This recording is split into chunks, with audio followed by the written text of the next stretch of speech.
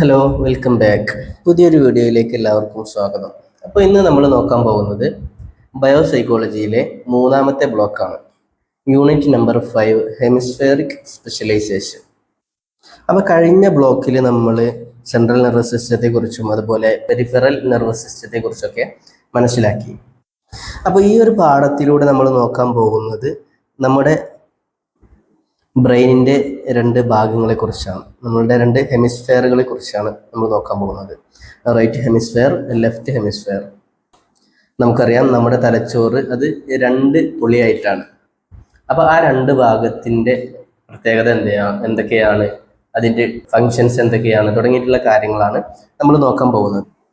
നമ്മളെല്ലാവരും ശ്രദ്ധിച്ചിട്ടുള്ള ഒരു കാര്യമായിരിക്കും, ഈ ലോകത്തുള്ള ആളുകളെ ഒന്ന് എടുത്തു നോക്കുകയാണെങ്കിൽ അതിൽ ഭൂരിഭാഗം ആളുകളും വലവന്മാരായിരിക്കും, വലത് കൈകൊണ്ട് എഴുതുന്ന ആളുകളായിരിക്കും. എന്നാൽ ചില ആളുകൾ ഇടത് കൈകൊണ്ട് എഴുതുന്ന ആളുകളും ഇടവന്മാരായിട്ടുള്ള ആളുകളെയും നമുക്ക് കാണാൻ കഴിയും. അതുപോലെ അപൂർവമായിക്കൊണ്ട് വലത് കൈകൊണ്ടും ഇടത് കൈകൊണ്ടും എഴുതാൻ കഴിവുള്ള ആളുകളെയും നമ്മൾ കണ്ടിട്ടുണ്ട്. എന്തുകൊണ്ടാണ് ഇങ്ങനെ സംഭവിക്കുന്നത്? അതിനുള്ള ഉത്തരം നമ്മൾ ഈ ഹെമിസ്ഫെയറുകളെ കുറിച്ച് മനസ്സിലാക്കിയാൽ നമുക്ക് വ്യക്തമായിട്ട് ലഭിക്കുന്നതാണ്. അപ്പോൾ നമ്മൾ നേരത്തെ പറഞ്ഞതുപോലെ നമ്മുടെ തലച്ചോറിന് രണ്ട് ഭാഗങ്ങളാണുള്ളത്. അതിൽ വലത് ഭാഗത്തിന് റൈറ്റ് ഹെമിസ്ഫെയർ എന്നും ഇടത് ഭാഗത്തിന് ലെഫ്റ്റ് ഹെമിസ്ഫെയർ എന്നും പറയുന്നു. നമ്മുടെ വലത് ഭാഗത്തുള്ള ഹെമിസ്ഫെയർ നമ്മുടെ ശരീരത്തിൻ്റെ ഇടത് ഭാഗവുമായി കണക്റ്റഡ് ആണ്. അതുപോലെ നമ്മുടെ ഇടത്തെ ഹെമിസ്ഫെയർ അത് നമ്മുടെ ശരീരത്തിൻ്റെ വലത് ഭാഗവുമായിട്ട് കണക്റ്റഡ് ആണ്. അഥവാ നമ്മുടെ ഹെമിസ്ഫെയറുകൾ നമ്മുടെ ശരീരത്തിൻ്റെ ഓപ്പോസിറ്റ് ഭാഗവുമായിട്ടാണ് കണക്റ്റഡ് ആയിരിക്കുന്നത്. അപ്പോൾ നമ്മുടെ ഇടത്തെ ഹെമിസ്ഫെയർ നമ്മുടെ ഈ ലോകത്ത് നമ്മൾ കാണുന്ന കാഴ്ചയിലെ വലത് ഭാഗത്തുള്ള കാഴ്ചകൾ മാത്രമാണ് ഇടത് ഹെമിസ്ഫെയറിലേക്ക് എത്തുന്നത്.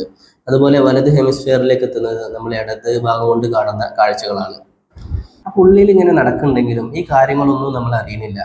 അതെന്തുകൊണ്ടാണ്? നമ്മുടെ തലച്ചോറിന് ഇങ്ങനെ രണ്ട് ഭാഗങ്ങളുണ്ട് എങ്കിലും ഈ ചിത്രത്തിൽ കാണുന്നത് പോലെ അവ രണ്ടും തമ്മിൽ ഒരു കണക്ഷൻ നമുക്ക് കാണാൻ കഴിയും. അപ്പോൾ വലത് ഭാഗത്തിലൂടെ ലഭിക്കുന്ന ഇൻഫർമേഷൻസിനെ ഇടത് ഭാഗത്തേക്കും ഇടത് ഭാഗത്തിലൂടെ ലഭിക്കുന്ന ഇൻഫർമേഷൻസിനെ വലത് ഭാഗത്തേക്കും അത് കൈമാറ്റം ചെയ്യുന്നുണ്ട്.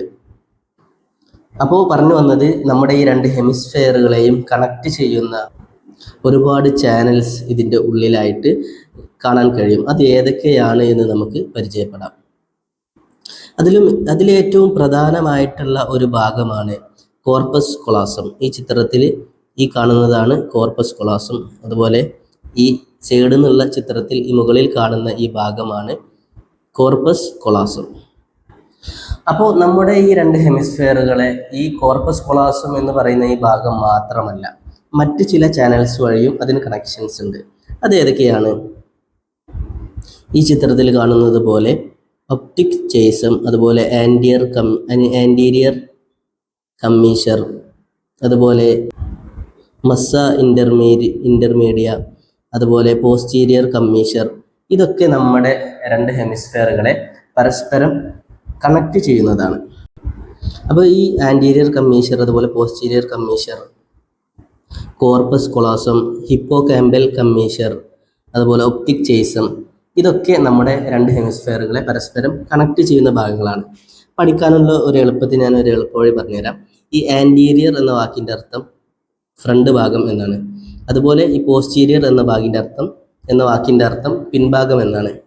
പിന്നെ അതുപോലെ കമ്മീഷർ എന്ന വാക്കിൻ്റെ അർത്ഥം പരസ്പരം ബന്ധിപ്പിക്കുക എന്നാണ്. അപ്പം നമ്മുടെ തലച്ചോറിൻ്റെ ഫ്രണ്ട് ഭാഗത്തിൽ ബന്ധിപ്പിക്കുന്ന സാധനത്തിൻ്റെ പേര് ആൻറ്റീരിയർ കമ്മീഷർ. അതുപോലെ പിൻഭാഗത്ത് ബന്ധിപ്പിക്കുന്ന ആ സാധനത്തിൻ്റെ പേര് പോസ്റ്റീരിയർ കമ്മീഷർ. അങ്ങനെ പഠിച്ചു കഴിഞ്ഞാൽ ഒന്നുകൂടി എളുപ്പത്തിൽ നമുക്ക് മനസ്സിലാക്കാൻ കഴിയും. അപ്പോൾ നമ്മൾ പറഞ്ഞു, നമ്മുടെ ഹെമിസ്ഫെയറിൻ്റെ വ്യത്യസ്ത ഭാഗങ്ങൾ, വലത് ഭാഗവും ഇടത് ഭാഗവും ഒരു ഭാഗത്തെ മാത്രം കാര്യങ്ങളാണ് അറിയുന്നത്. വലത് ഭാഗത്തെ ഹെമിസ്ഫെയർ ഇടത് ഭാഗത്ത് നടക്കുന്ന കാര്യങ്ങളും ഇടത്തെ ഹെമിസ്ഫെയർ വലത് ഭാഗത്ത് നടക്കുന്ന കാര്യങ്ങൾ മാത്രമാണ് അറിയുന്നത്. അത് നമ്മൾ അറിയാതിരിക്കുന്നതിനുള്ള കാരണം ഈ രണ്ട് ഹെമിസ്ഫെയറുകൾ പരസ്പരം ഇൻഫർമേഷൻസിനെ കൈമാറുന്നു എന്നതുകൊണ്ടാണ്. അതിന് ഒരുപാട് ചാനൽസ് ഉണ്ട്, അതിൻ്റെ പേരും നമ്മൾ പരിചയപ്പെട്ടു. അപ്പോൾ ഈ രണ്ട് ഹെമിസ്ഫെയറുകൾ കാണാൻ ഒരുപോലെയാണ് എങ്കിലും അതിൻ്റെ ഫങ്ഷൻസ് ഒരുപോലെയാണോ? ഒരിക്കലുമല്ല. അതിൻ്റെ രണ്ടിൻ്റെയും ഫങ്ഷൻസ് വ്യത്യസ്തമാണ്. നമ്മുടെ ചില കാര്യങ്ങളിൽ ഒരു പ്രാധാന്യം ലെഫ്റ്റ് ഹെമിസ്ഫിയറിനാണ്, റൈറ്റ് ഹെമിസ്ഫിയറിനേക്കാൾ പ്രാധാന്യം ലെഫ്റ്റ് ഹെമിസ്ഫിയറിനാണ്. അതുപോലെ മറ്റ് ചില കാര്യങ്ങളിൽ ലെഫ്റ്റ് ഹെമിസ്ഫിയറിനേക്കാൾ പ്രാധാന്യം റൈറ്റ് ഹെമിസ്ഫിയറിനാണ്. ചില കാര്യങ്ങളിൽ ഒന്നിനേക്കാൾ ലെഫ്റ്റിനേക്കാൾ റൈറ്റിന് പ്രാധാന്യമുണ്ട്. അതുപോലെ ചില കാര്യങ്ങളിൽ റൈറ്റിനേക്കാൾ ലെഫ്റ്റിന് പ്രാധാന്യമുണ്ട്. ഇതിനെയാണ് ഹെമിസ്ഫെറിക് സ്പെഷ്യലൈസേഷൻ അല്ലെങ്കിൽ ലാറ്ററലൈസേഷൻ ഓഫ് ഫങ്ഷൻ എന്ന് പറയുന്നത്. അപ്പോൾ ഇനി അടുത്തതായിട്ട് നമുക്ക് നോക്കാനുള്ളത് സെറിബ്രൽ ഡോമിനൻസ്.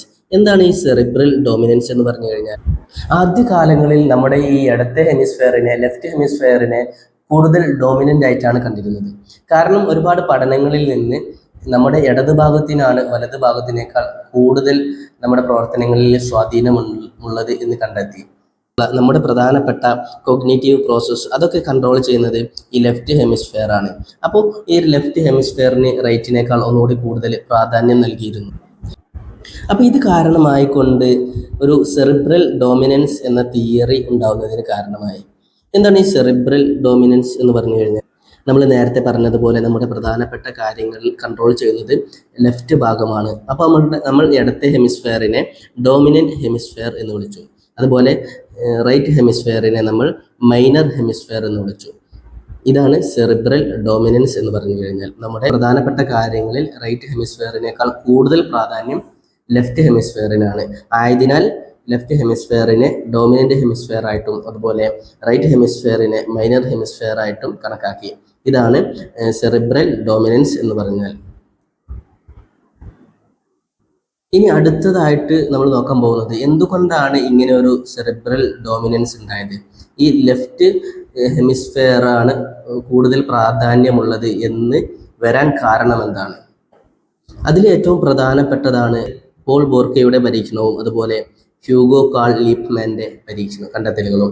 ഇവർ രണ്ടുപേരുടെയും കണ്ടെത്തലാണ് ഇങ്ങനെ ഒരു ഡോമിനൻസ് ഉണ്ടാക്കുന്നതിന് പ്രധാന പങ്ക് വഹിച്ചത്. 1864 ഫ്രഞ്ച് ഫിസിഷ്യനും അതുപോലെ ആൻറ്റോണമിസ്റ്റും അതുപോലെ ആന്ത്രോപോളജിസ്റ്റുമായ പോൾ ബോർക്ക ഒരു കണ്ടെത്തി.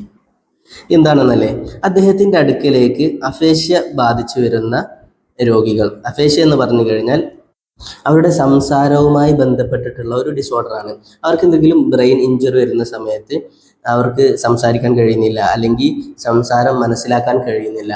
ഇങ്ങനെയുള്ള പ്രശ്നങ്ങൾ സംഭവിക്കുന്ന രോഗികൾ അവരെ പരിശോധിച്ചപ്പോൾ അവരുടെ തലച്ചോറിൻ്റെ ഇടത് ഭാഗത്തായിക്കൊണ്ടാണ് തകരാറ് സംഭവിച്ചതായിട്ട് അദ്ദേഹം കണ്ടെത്തി. അപ്പം അതിൽ നിന്ന് അദ്ദേഹം ഒരു കണ്ടെത്തലിലേക്ക് എത്തി. നമ്മുടെ ലെഫ്റ്റ് ഭാഗമാണ് നമ്മുടെ ലാംഗ്വേജ് കോംപ്രഹെൻഷൻ അതുപോലെ സ്പീക്കിംഗ് തുടങ്ങിയിട്ടുള്ള കാര്യങ്ങളൊക്കെ കൺട്രോൾ ചെയ്യുന്നത് നമ്മുടെ ഈ ഇടത് ഭാഗമാണ്, തലച്ചോറിൻ്റെ ഇടത് ഭാഗത്തെ ഒരു ഭാഗമാണ് എന്ന് അദ്ദേഹം കണ്ടെത്തി. അതുകൊണ്ട് തന്നെ ആ ഭാഗത്തിന് ബോർക്കാസ് ഏരിയ എന്നും പേരുണ്ട്. ഇതാണ് പോൾ ബോർക്കയുടെ കണ്ടെത്തൽ. ഇനി അടുത്തതായിട്ട് എന്തായിരുന്നു ഹ്യൂഗോ കാൾ ലീപ്മാൻ്റെ കണ്ടെത്തൽ. അദ്ദേഹത്തിൻ്റെ അടുക്കലേക്ക് അപ്രാക്സിയ എന്ന രോഗവുമായിട്ട് വരുന്ന രോഗികളെ അദ്ദേഹം പരിശോധിച്ചപ്പോൾ അദ്ദേഹം കണ്ടെത്തിയത് അപ്രാക്സിയ ബാധിക്കുന്നത് അവരുടെ ലെഫ്റ്റ് ബ്രെയിനിനെയാണ്. എന്താണ് അപ്രാക്സിയ എന്ന് പറഞ്ഞു കഴിഞ്ഞാൽ, അവരുടെ മോമെൻറ്റ് സ്കിൽസ് ബ്രെയിൻ ഇഞ്ചുറി കാരണമായിക്കൊണ്ട് അവരുടെ ഫിസിക്കൽ മൂവ്മെൻറ്റ് അതിന് തകരാറ് വരുന്നതായിട്ട് അദ്ദേഹം കണ്ടെത്തി. അപ്പോൾ ഇങ്ങനെ തകരാറ് വരുന്ന രോഗികളിൽ അവരുടെ തലച്ചോറിൻ്റെ ഇടത് ഭാഗത്തിനാണ് പ്രശ്നമുള്ളത് എന്ന് അദ്ദേഹം കണ്ടെത്തി. അപ്പോൾ ഈ രണ്ട് ശാസ്ത്രജ്ഞന്മാരും ഒരാൾ കണ്ടെത്തിയത് അവരുടെ ലാംഗ്വേജ് പരമായിട്ടുള്ള കാര്യങ്ങൾ അതിനെ കൺട്രോൾ ചെയ്യുന്നത് ഇടത് ഭാഗമാണ്. അതുപോലെ ലീപ്മാൻ കണ്ടെത്തിയത് നമ്മുടെ മൂവ്മെൻറ്റുമായിട്ട് ബന്ധപ്പെട്ടിട്ടുള്ള കാര്യങ്ങൾ അതിനെയും കൺട്രോൾ ചെയ്യുന്നത് നമ്മുടെ ഹെമിസ്ഫിയറിൻ്റെ ഇടത് ഭാഗമാണ്. അപ്പോൾ അതിൽ നിന്ന് അവർ കൺക്ലൂഷനിലേക്ക് എത്തി, നമ്മുടെ ഹെമിസ്ഫിയറുകളിൽ പ്രധാനപ്പെട്ട ജോലി ചെയ്യുന്നത് നമ്മുടെ ഇടത്തെ ഭാഗമാണ്. അതുകൊണ്ട് തന്നെ അത് ഒരു സെറിബ്രൽ ഡോമിനൻസിലേക്ക് നയിച്ചു. നമ്മുടെ ലെഫ്റ്റാണ് കൂടുതൽ ഡോമിനൻ്റ് എന്ന നിലയിൽ അങ്ങനെ ഒരു തിയറിയിലേക്ക് എത്തുകയാണ് ഉണ്ടായത്. അപ്പോൾ ഈ ചിത്രത്തിൽ അഫാഷ്യ അതുപോലെ അപ്രാക്സിയ ഇത് ഉള്ള രോഗികളുടെ തലച്ചോറിൻ്റെ ഏത് ഭാഗത്താണ് ബാധിക്കുന്നത് എന്ന ചിത്രം ഇവിടെ കൊടുത്തിട്ടുണ്ട്. ഇനി അടുത്തതായിട്ട് നമുക്ക് നോക്കാനുള്ളത്, നമ്മൾ പറഞ്ഞു നമ്മുടെ തലച്ചോറിൻ്റെ വലതുഭാഗവും ഇടതുഭാഗവും വ്യത്യസ്തമായിട്ടുള്ള ജോലികളാണ് ചെയ്യുന്നത്. അപ്പോൾ അത് ഏതൊക്കെയാണ്, വലതുഭാഗം എന്തൊക്കെ കാര്യങ്ങൾ ചെയ്യുന്നു, അതുപോലെ ഇടതുഭാഗത്തിൻ്റെ ഫങ്ഷൻസ് എന്തൊക്കെയാണ് തുടങ്ങിയിട്ടുള്ള കാര്യങ്ങളാണ് അടുത്തതായിട്ട് നമ്മൾ നോക്കാൻ പോകുന്നത്. അപ്പോൾ ഇതിൽ പ്രധാനപ്പെട്ട നമ്മുടെ ഫങ്ഷൻസുകളെ കുറിച്ചാണ് നോക്കുന്നത്. നമ്മുടെ വിഷൻ, കാഴ്ചയുമായി ബന്ധപ്പെട്ട് അതിൽ വേർഡ്സുകൾ, അതുപോലെ ലെറ്ററുകൾ തുടങ്ങിയിട്ടുള്ള കാര്യങ്ങൾ നമ്മുടെ ലെഫ്റ്റ് ഹെമിസ്ഫിയറിൻ്റെ ഫങ്ഷനാണ്. അതുപോലെ faces, geometric patterns, emotional expressions തുടങ്ങിയിട്ടുള്ള കാര്യങ്ങളൊക്കെ കൺട്രോൾ ചെയ്യുന്നത് നമ്മുടെ വലത്തെ ഭാഗമാണ്. ഇനി കേൾവിയുമായി ബന്ധപ്പെട്ട് ഓഡിഷൻ, അതിൽ ലാംഗ്വേജ് സോൺസ്, നമ്മൾ വർത്തമാനം പറയുന്നത്, സംസാരിക്കുന്നത് കേൾക്കുന്ന ഭാഗം, കേൾവിയുമായി ബന്ധപ്പെട്ട ഭാഗം അത് നമ്മുടെ ഇടത്തെ ഹെമിസ്ഫിയറാണ്. അതുപോലെ ലാംഗ്വേജ് ഇല്ലാത്ത ശബ്ദങ്ങൾ, അതുപോലെ മ്യൂസിക് തുടങ്ങിയിട്ടുള്ള കാര്യങ്ങൾ കൺട്രോൾ ചെയ്യുന്നത് നമ്മുടെ വലത്തെ ഹെമിസ്ഫിയറാണ്. ഇനി ടച്ചുമായി ബന്ധപ്പെട്ടിട്ടുള്ള എല്ലാ കാര്യങ്ങളും അത് കൺട്രോൾ ചെയ്യുന്നത് നമ്മുടെ വലത്തെ ഹെമിസ്ഫിയറാണ്. ടാക്ടൈൽ പാറ്റേൺസും അതുപോലെ ബ്രൈലി, അത് നമ്മുടെ കണ്ണ് കാണാത്ത ആളുകൾ ഉപയോഗിക്കുന്ന ഒരു ലിപിയില്ലേ, അതാണ് അതുകൊണ്ട് ഉദ്ദേശിക്കുന്നത്. അപ്പോൾ അതൊക്കെ കൺട്രോൾ ചെയ്യുന്നത് നമ്മുടെ റൈറ്റ് ഹെമിസ്ഫിയറാണ്. ഇനി ചലനവുമായി ബന്ധപ്പെട്ട് നോക്കുകയാണെങ്കിൽ കോംപ്ലക്സ് ആയിട്ടുള്ള മൂവ്മെൻറ്റുകൾ, അതുപോലെ ഇപ്സിലേറ്ററൽ മൂവ്മെൻറ്റ്സ്, ഇതിനൊക്കെ കൺട്രോൾ ചെയ്യുന്നത് നമ്മുടെ ഇടത്തെ ഭാഗമാണ്. ഇപ്സിലേറ്ററൽ മൂവ്മെൻറ്റ് എന്ന് പറഞ്ഞു കഴിഞ്ഞാൽ നമ്മുടെ ശരീരത്തിൻ്റെ ഒരേ ഭാഗം കൊണ്ട് മാത്രം ചെയ്യുന്ന പ്രവർത്തനങ്ങൾ. അതുപോലെ സ്പേഷ്യൽ പാറ്റേൺസിലുള്ള പ്രവർത്തനങ്ങളെയൊക്കെ കൺട്രോൾ ചെയ്യുന്നത് നമ്മുടെ വലത്ത് ഭാഗമാണ്. ഇനി മെമ്മറിയെ കുറിച്ച് നോക്കുകയാണെങ്കിൽ നമ്മൾ വെർബൽ മെമ്മറി, നമ്മൾ വർത്തമാനം പറയുന്ന, സംസാരിക്കുന്ന കാര്യങ്ങൾ മെമ്മറൈസ് ചെയ്ത് വെക്കുക. അതുപോലെ നമ്മൾ ഒരു കാര്യത്തിൻ്റെ അർത്ഥം മനസ്സിലാക്കി വെക്കുക. ഇതൊക്കെയാണ് ഇടത്തെ ഹെമിസ്ഫിയർ ചെയ്യുന്നത്. ഇനി വലത്തെ ഭാഗമോ നോൺ വെർബൽ ആയിട്ടുള്ള കാര്യങ്ങളെ ഓർത്ത് വെക്കുന്നത് നമ്മുടെ വലത്തെ ഹെമിസ്ഫിയറാണ്. അതുപോലെ നമ്മുടെ ഒരു കാര്യത്തിൻ്റെ ആശയം എന്താണ് എന്ന് മനസ്സിലാക്കി വെക്കുന്നതും അത് നമ്മുടെ വലത് ഭാഗം കൊണ്ടാണ്. ഇനി ലാംഗ്വേജ് പരമായി നോക്കുകയാണെങ്കിൽ നമ്മുടെ സ്പീച്ച്, അതുപോലെ റീഡിങ്, റൈറ്റിംഗ്, അരിത്മാറ്റിക്, മാത്സ് തുടങ്ങിയിട്ടുള്ള കാര്യങ്ങളൊക്കെ കൺട്രോൾ ചെയ്യുന്നത് നമ്മുടെ ഇടത്തെ ഹെമിസ്ഫിയറാണ്. വലത് ഭാഗം കൺട്രോൾ ചെയ്യുന്നത് നമ്മുടെ ഇമോഷണൽ കണ്ടന്റുകളെ മാത്രമാണ്. അപ്പോൾ സംസാരം മനസ്സിലാക്കുക എന്നത് നമ്മുടെ ഇടത് ഭാഗം ചെയ്യുന്നതാണ്. അതുപോലെ ഇമോഷൻസിനെ കൺട്രോൾ ചെയ്യുന്നത്, മനസ്സിലാക്കുന്നതൊക്കെ നമ്മുടെ വലത് ഭാഗമാണ്. ഇനി നമ്മുടെ സ്പേഷ്യൽ എബിലിറ്റി, അതിൽ മെൻ്റൽ റിലേഷൻ ഓഫ് ഷേപ്പ്, ഒരു ഷേപ്പ് കണ്ടാൽ അത് മനസ്സിലാക്കുക. അതുപോലെ ജിയോമെട്രി, ഡയറക്ഷൻ, ഡിസ്റ്റൻസ്, ഒരു വസ്തുവിൻ്റെ ഡയറക്ഷൻ, അതുപോലെ ഡിസ്റ്റൻസ്, ഇതൊക്കെ മനസ്സിലാക്കാനുള്ള ആ ഭാഗം നമ്മുടെ വലത്തെ ഭാഗമാണ്. അപ്പോൾ ഇത്രയും കാര്യങ്ങളാണ് നമ്മുടെ രണ്ട് ഹെമിസ്ഫിയറുകളുടെ ഫങ്ഷൻസിനെ കുറിച്ച് പറയാനുള്ളത്. അപ്പോൾ ഇതിൽ ചില കാര്യങ്ങളിൽ ലെഫ്റ്റ് ഹെമിസ്ഫിയറാണ് കേമൻ. ഇപ്പോൾ ഉദാഹരണത്തിന് നോക്കുകയാണെങ്കിൽ ലാംഗ്വേജ്, അതുപോലെ കോംപ്ലക്സ് മൂവ്മെൻറ്റ്, അതുപോലെ വെർബൽ മെമ്മറി തുടങ്ങിയിട്ടുള്ള കാര്യങ്ങളിൽ നമ്മുടെ ലെഫ്റ്റ് ഹെമിസ്ഫിയറാണ് കൂടുതൽ ഡോമിനൻ്റ് ആയി നിൽക്കുന്നത്. അതുപോലെ സ്പേഷ്യൽ എബിലിറ്റി, ഇമോഷണൽ ക്യൂസ്, ഇമോഷൻസിനെ മനസ്സിലാക്കുക തുടങ്ങിയിട്ടുള്ള കാര്യങ്ങളൊക്കെ, അതുപോലെ ഇമോഷനുമായി ബന്ധപ്പെട്ടുള്ള കാര്യങ്ങളൊക്കെ വലത് ഭാഗമാണ്. അതുപോലെ മ്യൂസിക്കൽ എബിലിറ്റി, അതുപോലെ നോൺ വെർബൽ മെമ്മറി തുടങ്ങിയിട്ടുള്ള കാര്യങ്ങളൊക്കെ ഇടത്തെ ഹെമിസ്ഫിയറിനേക്കാൾ കൂടുതലായിട്ട് കഴിവുള്ളത് നമ്മുടെ വലത്തെ ഹെമിസ്ഫിയറിനാണ്. അപ്പോൾ നമ്മൾ മനസ്സിലാക്കിയതുപോലെ ഇതിൽ ബ്രെയിനിൻ്റെ വലത് ഭാഗത്തിന് ക്ഷതം സംഭവിക്കുകയാണെങ്കിൽ നമ്മുടെ വലത് ഭാഗം സുപ്പീരിയർ ആയിട്ടുള്ള ഈ ഫങ്ഷൻസൊക്കെ തകരാറിലാവുന്നതായിട്ടും, അതുപോലെ ഇടത് ഭാഗം സുപ്പീരിയർ ആയിട്ടുള്ള ഫങ്ഷൻസ് ഉണ്ടല്ലോ, ആ ഫങ്ഷൻസ് ഇടത് ഭാഗം തകരാറിലായി കഴിഞ്ഞാൽ, ഇടത് ബ്രെയിനിന് എന്തെങ്കിലും ഈ ഡാമേജ് സംഭവിച്ചു കഴിഞ്ഞാൽ നമ്മൾ ഇടത് ബ്രെയിൻ കൊണ്ട് ഡോമിനൻസ് ആയി നിൽക്കുന്ന ചില കാര്യങ്ങളുണ്ടല്ലോ, അതിനും തകരാറ് വരുന്നതായിട്ട് നമുക്ക് കാണാൻ കഴിയുന്നതാണ്. അപ്പോൾ ഇത്രയും കാര്യങ്ങളാണ് ഈ ഭാഗത്തിൽ നോക്കാനുള്ളത്.